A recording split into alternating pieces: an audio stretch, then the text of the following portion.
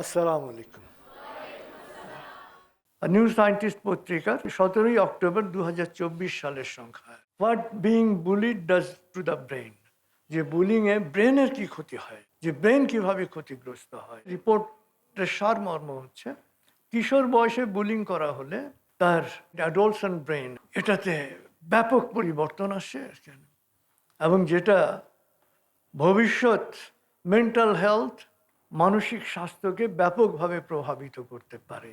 আয়ারল্যান্ডের royal college of surgeons এর doctor Mikhail কনিংটন, সেই ডক্টর এবং তার সহযোগীরা 2094 জনের ডাটা অ্যানালাইসিস করেছেন এবং তারা দেখছেন যে বুলিংয়ের ফলে ব্রেনের 49টা রিজিয়নে পরিবর্তন আসে, যে পরিবর্তনটা তাকে পুয়ার মেন্টাল হেলথের দিকে নিয়ে যায় এবং সাইকিয়াট্রিক কন্ডিশন, মানসিক রোগের দিকে নিয়ে যেতে পারে, সুইসাইডের দিকে নিয়ে যেতে পারে, নিজেকে ক্ষতি করার দিকে তাকে নিয়ে যেতে পারে ব্রেনের এই পরিবর্তনগুলো।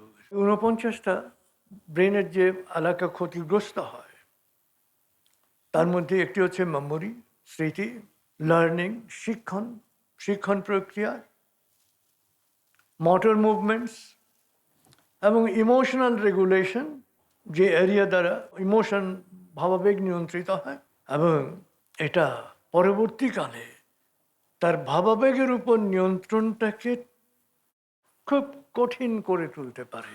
ব্রেনের যে হিপোক্যাম্পাস, যেটা স্ট্রেস নিয়ন্ত্রণে আমাদের যে সাড়া দেওয়ার যে ক্ষমতা, এই ক্ষমতাকে নিয়ন্ত্রণ করে, তো হিপোক্যাম্পাসটা শ্রিঙ্ক করে, অর্থাৎ রিডিউস ইন ভলিউম।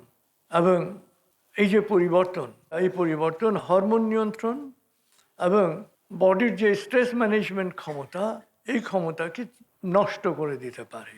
বুলিং নানাভাবে হতে পারে, অতএব বুলিং পরিবারে করবেন না। অর্থাৎ শিশু বা কিশোর, তরুণ বা তরুণীর যে কোনো মানসিক পরিবর্তনে বিরক্ত না হয়ে মমতা দিয়ে তাকে আগলে রাখতে হবে সেই সময়।